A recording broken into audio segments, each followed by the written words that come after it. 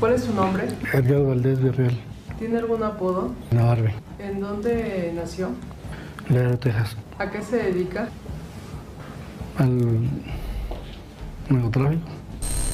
El crimen organizado fue lo que llevó a Edgar Valdés Villarreal a la fama, quien supo ser uno de los capos narcos más importantes de México durante los años 2000. Miembro del cártel de los Beltrán Leiva, se convirtió en una pieza clave del entramado delictivo del país al participar de la creación de La Federación, una unión de diversos grupos para luchar contra los Zetas. La violencia y crueldad fueron su sello particular y lo colocaron en el radar de las fuerzas de seguridad, convirtiéndolo en el objetivo de los más brutales operativos para atraparlo.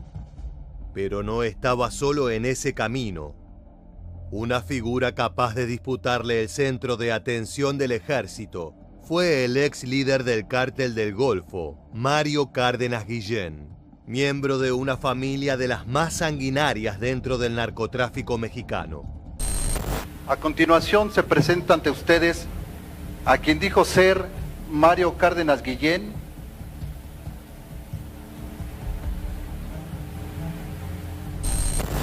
En este nuevo video de Militarmente, conoceremos la historia de estos dos despiadados personajes que fueron sinónimo de muerte en sus años gloriosos, y descubriremos los operativos que los pusieron tras las rejas, dando fin a su vida criminal. ¡Arriba!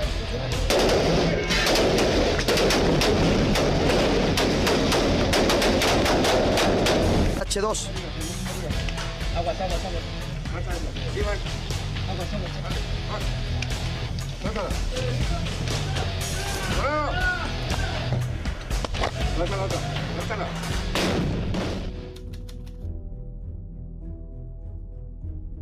A pesar de sus raíces mexicanas, Edgar Valdés Villarreal nació el 11 de agosto de 1973 en la ciudad de Laredo, al sur de Texas, en Estados Unidos.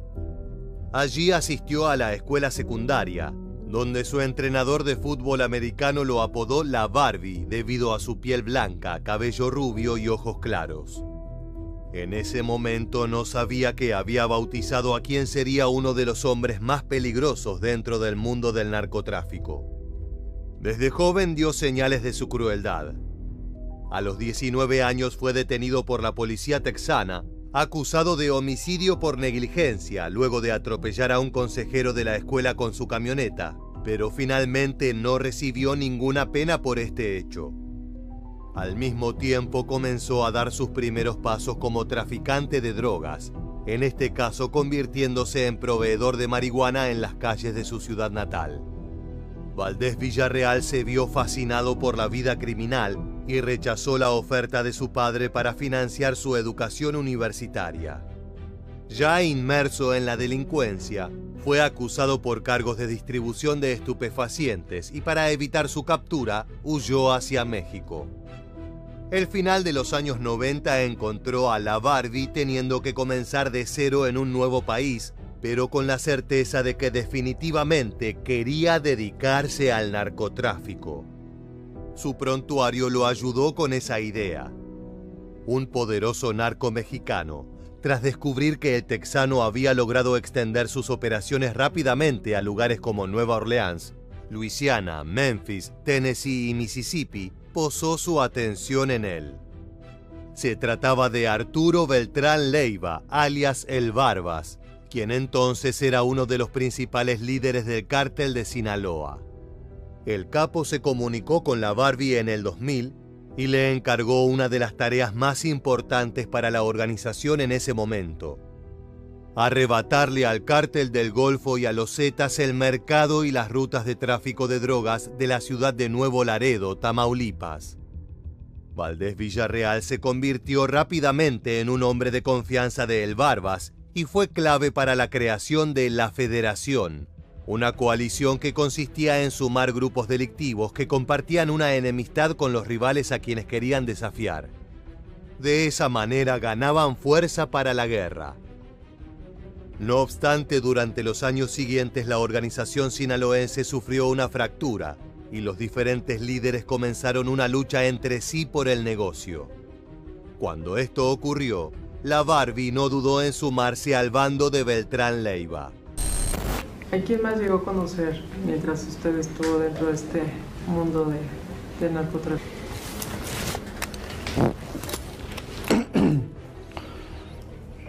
Al Chapo, al Mayo, al Azul. ¿Cómo dice? ¿Cómo es que conoce a Chapo Guzmán? En una junta. Después comienzan las envidias y se volvió toda la guerra. Pero con el Chapo. ¿Las envidias entre quién? Entre Arturo y el Chapo. Y el Mayo. Nacho Coronel. Todos ellos. Cada uno de esos nombres eran líderes de los cárteles más importantes de México y desataron una violenta etapa de batalla por el control del tráfico en las calles de Nuevo Laredo, donde la Barbie comenzó a mostrar su crueldad y brutalidad. El enfrentamiento entre el cártel que formaron los hermanos Beltrán Leiva y el de Sinaloa provocó la muerte de miles de personas, y Valdés Villarreal estuvo detrás de muchos de esos crímenes. Ya como parte crucial de la organización liderada por el Barbas, nuestro protagonista fue enviado al estado de Guerrero, donde se convirtió en el jefe de sicarios. Su perfil sanguinario era una ventaja a favor, pero principalmente se ganó aquella posición por su destreza para reclutar pistoleros, entre los cuales se encontraban varios miembros de la Agencia Federal de Investigaciones. En su nuevo rol, la Barbie comenzó su propia guerra en el puerto de Acapulco, donde combatió con las facciones de los Zetas y grupos criminales locales. Se volvió común encontrar cuerpos con huellas de una feroz violencia, así como policías asesinados, convirtiendo a Guerrero en un estado devastado por la masacre. Mientras la increíble guerra que había comenzado en 2005 se desataba, Edgar Valdés Villarreal se paseaba orgulloso en lujosos automóviles, vestido con ropa de diseñador. Por las noches se dejaba ver en exclusivas discotecas rodeado de muchas mujeres. La lujuria era su debilidad. Sus enemigos buscaron aprovechar su adicción por la fiesta, enviando a 2 jóvenes para seducirlo y asesinarlo.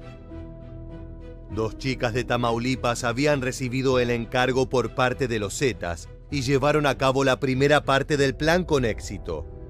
Sin embargo, luego de salir de un bar con la Barbie, el astuto narco no se dejó llevar por las apariencias y ordenó a sus operadores que las revisaran. Así descubrieron que en sus bolsos llevaban una pistola y una granada. Acto siguiente encerraron a ambas mujeres por una semana con el fin de obtener información sobre el enemigo. Cumplido ese tiempo, Valdés Villarreal decidió dejarlas en libertad. Sabía que al regresar a Tamaulipas serían asesinadas por no cumplir con su misión. Y no se equivocaba. El narco continuó ganando poder e influencia como parte fundamental del cártel de los Beltrán Leiva, hasta que el 16 de diciembre de 2009 la organización sufrió un duro golpe. Efectivos de la Marina desplegaron un fuerte operativo en Cuernavaca, capital del estado de Morelos, donde luego de una feroz balacera abatieron a El Barbas.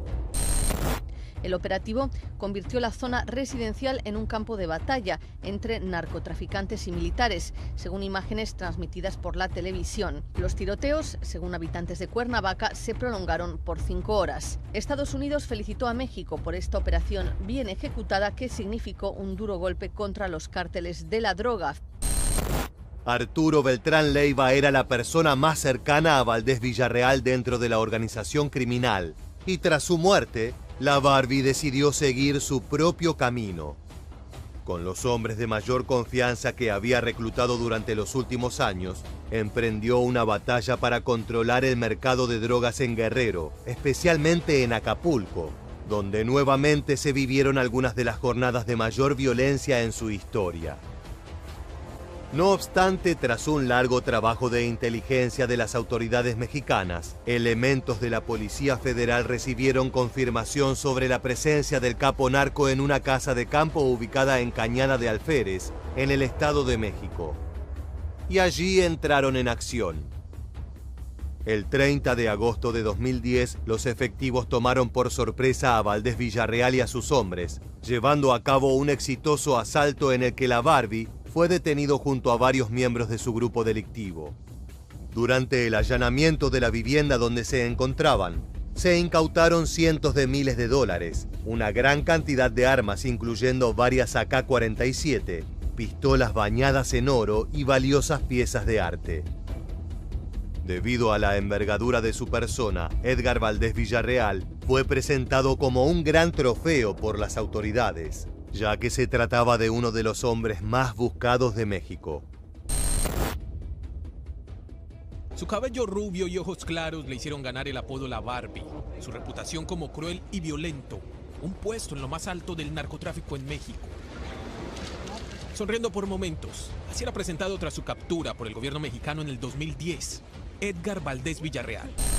Aquel gesto de risa durante la presentación con la prensa desató una gran polémica en el país, dado que muchos lo interpretaron como una burla a las autoridades. De todas maneras, poco importó esto a la policía, que había logrado meter tras las rejas a uno de los líderes más buscados del mundo de las drogas. Tras diversos procesos y una huelga de hambre por parte de Valdés Villarreal, con la que denunciaba el trato que estaba recibiendo, la Barbie fue extraditado a Estados Unidos en 2015.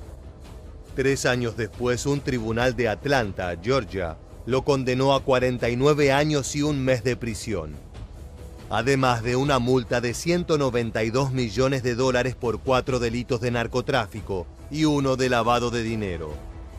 El narco se había declarado culpable de las acusaciones para evitar la sentencia a cadena perpetua que se había solicitado en su contra. El fiscal del caso alegó entonces que la Barbie importó toneladas de cocaína a suelo estadounidense, y mientras tanto avanzaba sin piedad hacia los cargos más altos de uno de los cárteles más poderosos de México, dejando a su paso incontables vidas destruidas por la violencia. De esta forma, Edgar Valdés Villarreal debe cumplir una pena de cárcel al menos hasta mediados del año 2050, dependiendo de su comportamiento, una decisión que contentó a las autoridades de ambos países. No obstante, algo llamativo ocurrió a principios de 2024, cuando se dio a conocer que su nombre había desaparecido del listado de presos bajo custodia en los registros de la Agencia Federal de Prisiones de Estados Unidos. Esto encendió las alarmas, y aunque las autoridades estadounidenses no han revelado el paradero ni la situación del reo, un portavoz de la mencionada oficina expresó que el hecho de que no aparezca en la lista no quiere decir que Valdés Villarreal esté libre. Más allá de esa aclaración, el presidente de México, Andrés Manuel López Obrador, anunció que su gobierno ha pedido explicaciones a Washington. Si no está preso, hay que ver cuál fue el arreglo, porque su sentencia era por varios años. Poco después, el canciller mexicano Marcelo Ebrard confirmó que Estados Unidos le aseguró que no estaba en libertad. Y el compromiso que tienen es que si eso llegase a suceder, nos tienen que informar antes. Expertos creen que la Barbie podría estar colaborando con las autoridades estadounidenses, a quienes brindaría información para atrapar a otros líderes del narcotráfico, a cambio de ciertos beneficios como la inclusión en un programa de protección de testigos, la reducción de su sentencia u otro tipo de privilegios. Sea como sea, lo cierto es que aquellos días en los que este violento y despiadado criminal regaba con la sangre de sus enemigos las calles de México han acabado. Sin embargo, esto no significa que otro feroz narco no sea capaz de desatar el mismo terror. Si bien Edgar Valdés Villarreal fue uno de los más brutales, no ha sido el único.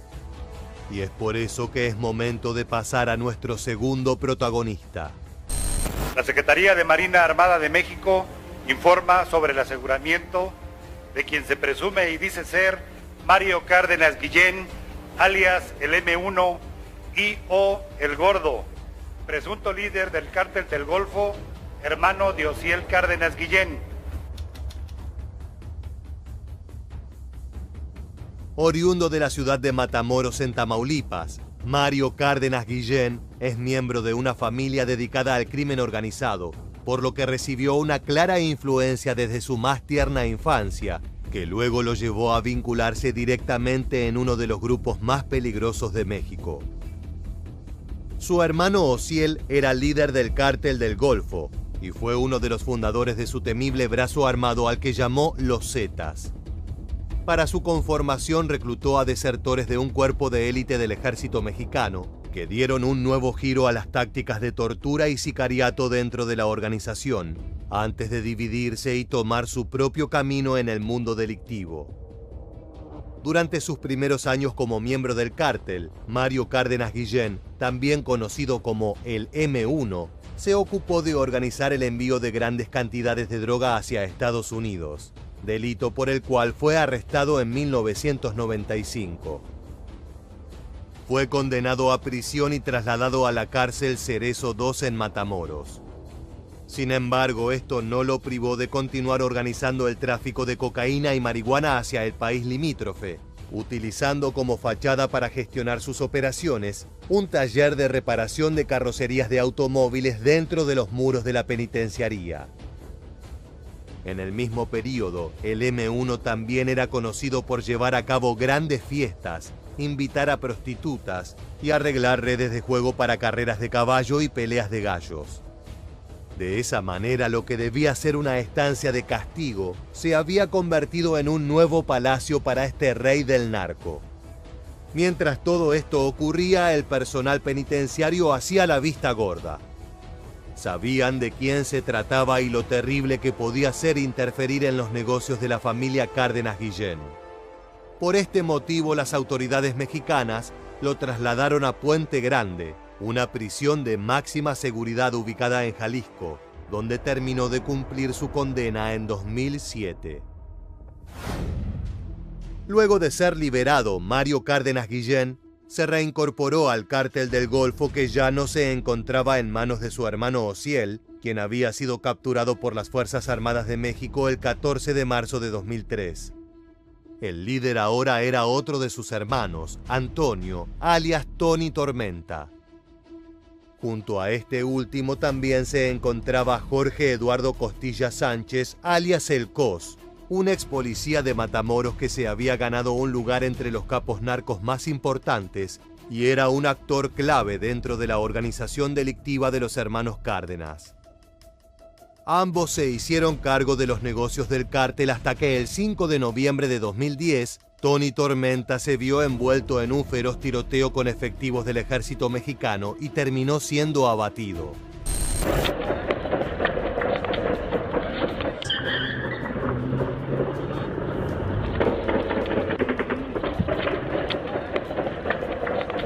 Los operativos de inteligencia para la ubicación y persecución de dicha persona se venían llevando a cabo desde hace algún tiempo y el día de hoy tuvieron este resultado posterior a un enfrentamiento. Cayó abatido Antonio Cárdenas Guillén, alias Tony Tormenta, en una confrontación en la que además fallecieron otros 3 criminales. Asimismo, en los hechos perdieron la vida 2 efectivos de la Secretaría de Marina Armada de México. Con Osiel tras las rejas y Tony Tormenta muerto, la representación de la familia Cárdenas Guillén recayó en el M1, quien asumió como nuevo líder del Cártel del Golfo. No obstante, ese apellido comenzó a debilitarse dentro de la estructura criminal y el otro cabecilla de la banda, el Cos, comenzó a disputarle el control. Los seguidores de Costilla Sánchez se mantuvieron con la facción denominada Los Metros, mientras que los hombres que se mantuvieron leales a Mario Cárdenas Guillén y su linaje conformaron las filas de Los Rojos, quienes son los encargados de ejecutar a miembros de los grupos rivales, así como de recuperar las plazas para su organización. Es aquí donde nuestro protagonista ha mostrado su faceta más violenta, con asesinatos despiadados en los estados del Pacífico como Michoacán, Guerrero, Jalisco y Sinaloa. Esto demostró que el Cos y sus secuaces no eran los únicos enemigos del M1, sino que también buscaba acabar con la presencia de la familia michoacana y los Caballeros Templarios, 2 bandas antagonistas. Ahora bien, Para enfrentarse a semejante brutalidad, muchas veces hace falta escudarse en la religión y encomendarse a las fuerzas divinas en busca de ayuda, tal como se puede ver con estos sicarios que se preparan para el combate.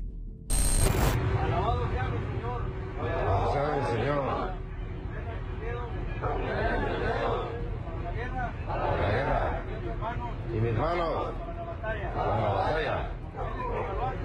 Iglesia baluarte, gloria, salvación, y honor, por los siglos de los siglos. Amén. Paradójicamente, estos hombres repiten su plegaria antes de cometer los actos más crueles que existen. La gran violencia que ejercía Mario Cárdenas Guillén contra sus enemigos fue la misma que hizo que el conflicto interno del Cártel del Golfo escalara a otro nivel. Si bien los problemas en el liderazgo ya eran evidentes, ambas facciones podían coexistir sin mayores inconvenientes.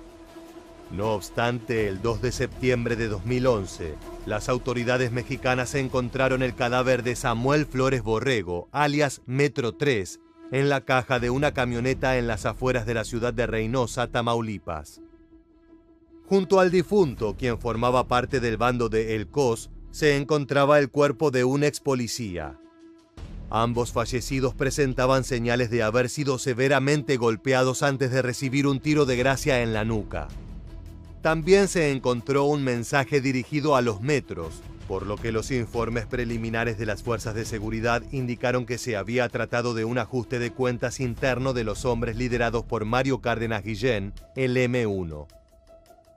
Así fue como se desató una terrible guerra entre miembros de la misma organización criminal, que se traducía en intensos tiroteos a lo largo de todo Tamaulipas y robos de cargamentos de droga entre las dos facciones. Más allá de que ambos consiguieron victorias y derrotas en los distintos enfrentamientos, fueron los metros los que lograron retener el control de las principales ciudades, asestando un duro golpe a Cárdenas Guillén. Y como si eso fuera poco, un nuevo operativo de las fuerzas militares lo acechaba. El 3 de septiembre de 2012, personal de la Secretaría de Marina Armada de México llevó a cabo una redada en una vivienda de la ciudad de Altamira, Tamaulipas, la cual había sido marcada por informes de inteligencia como el posible paradero del M1. Efectivamente, los militares se encontraron con Mario Cárdenas Guillén, quien fue rápidamente capturado sin oponer resistencia. Al día siguiente, el narcotraficante fue presentado en televisión nacional vestido con un chaleco antibalas negro y acompañado por dos marines con pasamontañas. Allí se presentó un informe en el que se expuso que al momento de la detención, Cárdenas Guillén portaba un rifle frente a la entrada de un edificio, junto con 129,000 pesos mexicanos en efectivo, equipo de radiocomunicación, municiones, varias tarjetas de crédito y 4 sobres que contenían cocaína. Su captura fue catalogada como uno de los arrestos de más alto perfil en meses, además de un poderoso golpe al Cártel del Golfo. Luego de un largo proceso en el que la defensa del narco intentó apelar las acusaciones que recaían sobre el M1, el 16 de abril de 2021 fue condenado en México, donde se le impuso una pena de 2 décadas de prisión por los cargos de narcotráfico y delincuencia organizada. Que Mario Cárdenas Guillén, alias el M1, Metro y El Gordo, ex cabecilla del Cártel del Golfo, fue sentenciado a 20 años de cárcel, por lo que permanecerá recluido en un centro federal de readaptación social hasta 2032, esto si no es extraditado a Estados Unidos. Precisamente un año más tarde, el criminal fue trasladado a suelo estadounidense debido al tratado que rige entre ambos países. De esa manera, Mario Cárdenas Guillén llegó hasta un tribunal del Distrito Este de Texas. Allí consiguió una sentencia reducida que contempla 14 años y 5 meses tras las rejas, derivada de los cargos por conspiración para distribuir y poseer cocaína con la intención de introducirla al territorio estadounidense. Dicha pena también contempla el tiempo que el M1 ya ha pasado detenido, por lo que el ex líder del Cártel del Golfo podría salir en libertad en 2026. No obstante, en ese momento México podría solicitar su traslado a una penitenciaría en su territorio para que se haga cumplimiento efectivo de los 20 años que se le habían otorgado en su país. De esta forma nos acercamos al final, sabiendo que en los próximos años, dos de los capos narco más violentos de la historia mexicana podrían regresar a las calles y demostrar si continúan teniendo el poder que alguna vez ostentaron. Probablemente ambos esperan con ansias ese día para volver a sembrar el terror en sus enemigos. Ahora sí, luego de conocer la historia de Edgar Valdés Villarreal y Mario Cárdenas Guillén, ha llegado el momento de despedir.